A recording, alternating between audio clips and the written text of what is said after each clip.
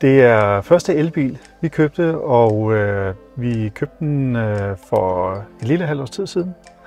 Og vores overvejelse gik på, at hvornår er det bedste tidspunkt at vælge elbil frem for benzin eller diesel, så man får mest muligt for den gamle bil og mest for en elbil. Og vi tænkte, det er det bedste tidspunkt nu, fordi nu kan elbiler det, som de skal kunne i en almindelig hverdag og måske også på ferieture. I hverdagen og det virkelige liv, så er 350 km, og i det her tilfælde endda mere, slet ikke noget problem. Fordi i hverdagen, der bruger jeg den måske maks 100 km. Og faktisk har jeg oplevet, at det er nemmere at have en elbil, fordi jeg skal aldrig på tankstationen.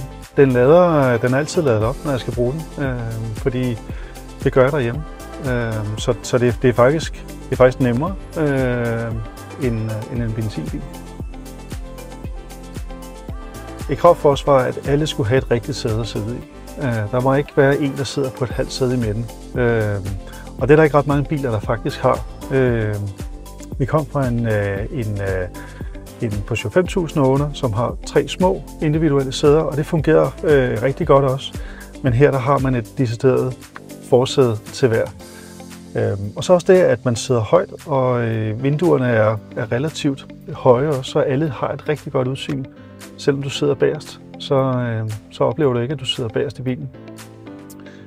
Og så er der jo ikke nogen hemmelighed, at det er bare en lækker bil. Så derfor nu fik vi muligheden for at købe en lækker bil, og derfor så faldt valget naturligt på denne her. Jeg fornemmer, at det er en stor bil, fordi den absorberer bump og sådan nogle ting på en god måde. Jeg fornemmer ikke, at det er ikke en lille hård bil. Og det er en stor bil også på den måde med plads og at man sidder højt. Altså jeg sidder højere end min gamle SUV. Og det er meget komfortabelt. Vi har været meget glade for indretningen med de 6 individuelle sæder.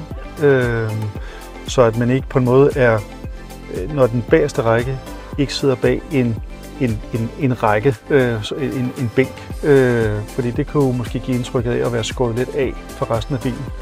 Så jeg kan varmt anbefale de 6 individuelle sæder, og at man har fleksibiliteten til at kunne vende dem mod hinanden. Det er min første bil med automatgear. Selvom det ikke er automatgear, men at det bare er et gear, så synes jeg, det er jo også rigtig rart, specielt på lange ture.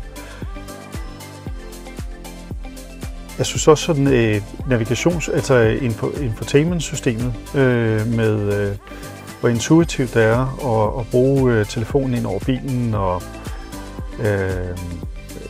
hvordan man lader den, og jamen, det er meget intuitivt, det er det. Så der er, jeg vil sige, der er ikke noget, hvor jeg sådan fremhæver specifikt, men jeg synes faktisk, at hele pakken lever op til mine forventninger.